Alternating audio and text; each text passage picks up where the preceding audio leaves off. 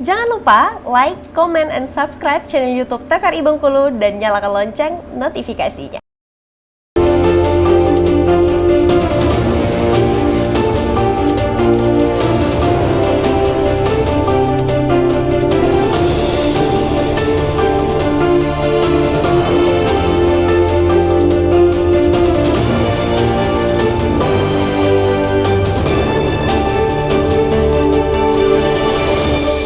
Halo pemirsa TVRI Bengkulu, bagaimana kabar Anda? Semoga selalu sehat dan juga tetap semangat menjalankan aktivitas seperti pada biasanya. Senang sekali pemirsa, saya Helda Amelia kembali menjumpai Anda dan akan menemani Anda dalam 1 jam ke depan di Berendo, Ruang Konsultasi. Hari ini tema kita pemirsa akan membahas cyber grooming dan kita akan menilik lebih dalam apa yang dimaksud dengan cyber grooming bersama dengan narasumber yang telah hadir di tengah-tengah kita.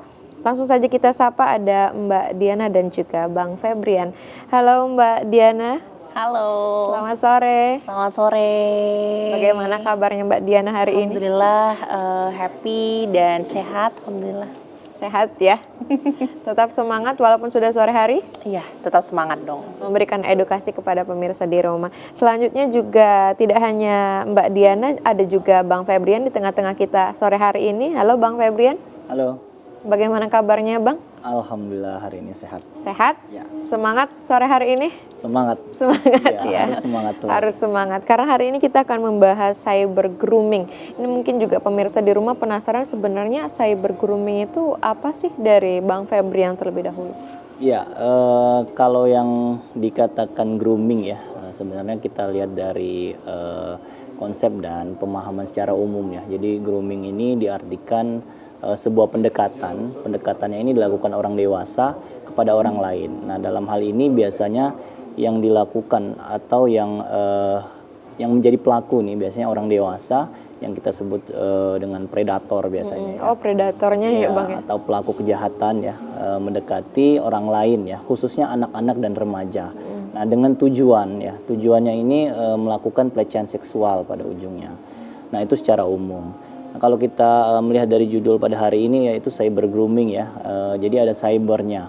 Nah, sekarang zaman sosial media berkembang, kemudian platform-platform ya, kemudian games juga, dan semua hal yang berkaitan dengan online itu secara mudah dan secara gamblang ya dilakukan oleh orang dewasa, khususnya predator ini yang kita sebut biasanya pelakunya disebut predator atau grooming ya, groomer ya. Jadi groomer ini melakukan cara pendekatan terhadap khususnya anak-anak dan remaja secara online ya, baik itu melalui sosial medianya maupun bahkan dalam waktu dekat-dekat ini ya, pada akhir ini banyak melakukan kegiatan pelakunya tersebut lewat game online. Jadi pelaku melakukan pendekatan secara halus ya, melakukan pendekatan secara emosional, kemudian melakukan pendekatan secara pelakunya ini kan dewasa ya, melakukan pendekatan, mereka bermain peran sebagai teman sebaya pada anak-anak dan remaja melalui bahasanya chatting di sosial media maupun di media game dengan tujuan nanti pada akhirnya melakukan pelecehan seksual.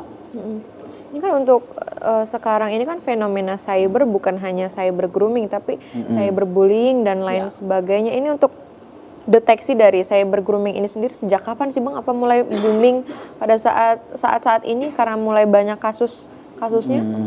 Ya, sebenarnya kalau kita lihat dari sejarahnya hal ini sudah dilakukan sejak lama ya. Cuman memang booming belakangan ini ketika khususnya zaman COVID-19 ya, beberapa tahun lalu ya, di mana sosial media itu berkembang dengan pesat ya. Nah, di situ awal mulanya muncullah cyber grooming. Kita kan kenal dengan cyber lainnya ya, cyberbullying salah satunya, dan ini salah satu hal yang disebut dengan cyber grooming. Nah, ini muncul ketika beberapa tahun lalu itu tertangkap sindikat, bahkan sindikatnya ini internasional. Jadi ini benar-benar terstruktur ya cyber grooming ini. Nah, di mana ketika terungkap waktu itu ada pelakunya yang menjadi seorang groomer ya.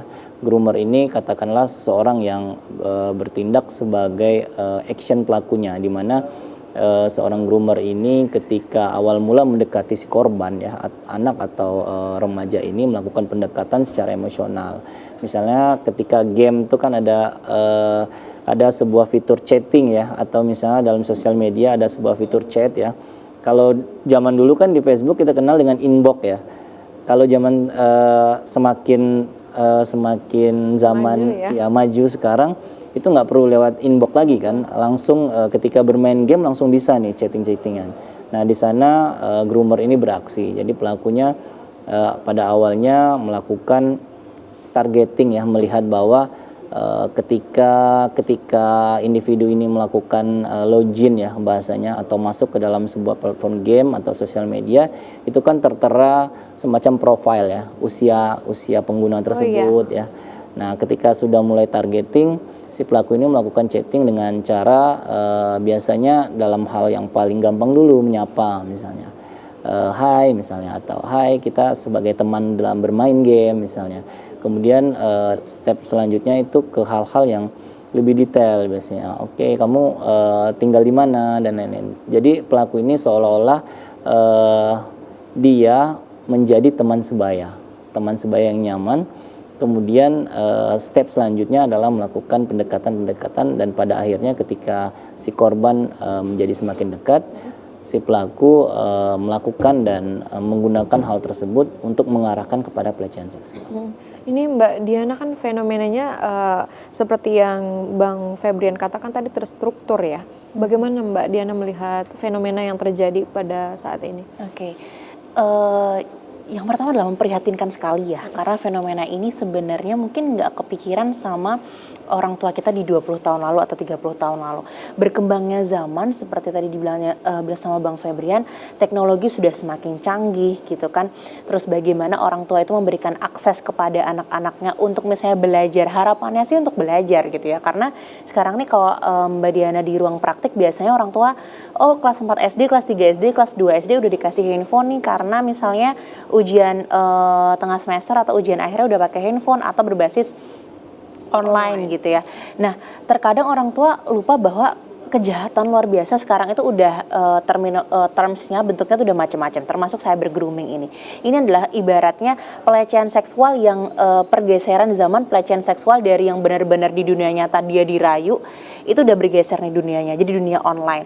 Dan kalau misalnya kita orang tua nggak aware gitu kan, ini udah bahaya banget karena kebanyakan kasusnya yang kami tangani di ruang praktik juga, orang tua tuh nggak tahu tiba-tiba nemu riwayat chat anaknya udah ngirim video tanpa busana misalnya. Dan itu sangat memprihatinkan ya misalnya, dan ketika ditanya anaknya tuh nggak tahu misalnya ngirim ke siapa, kamu ngirim ke siapa, temen chat misalnya. Tadi disampaikan sama Bang Febrian, kebanyakan para groomer ini menggunakan identitas palsu dan kita tidak bisa melacaknya. Sementara anak kita yang ibaratnya ada salah satu kasus yang Mbak Diana ingat banget, ini anaknya ini ada keinginan bunuh diri sampai arahnya kehilangan kontak realita karena dia ngerasa bahwa dia itu udah berzina, dia itu udah berdosa. Ternyata setelah ditelusuri dalam konseling, dalam asesmen gitu ya, dalam tes psikologi, ternyata dia itu pernah mengirim video tanpa busana kepada teman chattingnya dari game online. Karena di sekolah dia nggak punya teman, misalnya dia orangnya introvert, padahal orang tua itu bilang anak saya ini nggak mungkin dia melakukan itu, soalnya dia itu introvert banget. Ternyata dia merasa punya teman di saat dia ngegame, terus dia deket bestie, ternyata terus dia dimintain ini, waktu itu dia takut gimana gitu misalnya, ternyata udah kekirim. Nah itu kan ibaratnya yang terjerumus adalah anak-anak kita, adik-adik kita, orang di sekitar kita yang terkadang itu yang nggak tahu bahwa ternyata dia itu dideketin bukan untuk teman sebaya atau dengan niat yang tulus, tetapi untuk kejahatan itu. Justru kalau anaknya diam-diam harus orang tuanya harus ekstra memperhatikan diam-diam juga ya Mbak Diana ya sebenarnya ya. Baik, kita akan bahas lebih lanjut tapi setelah jeda pariwara berikut ini, pemirsa jangan kemana-mana, terus saksikan Berendo.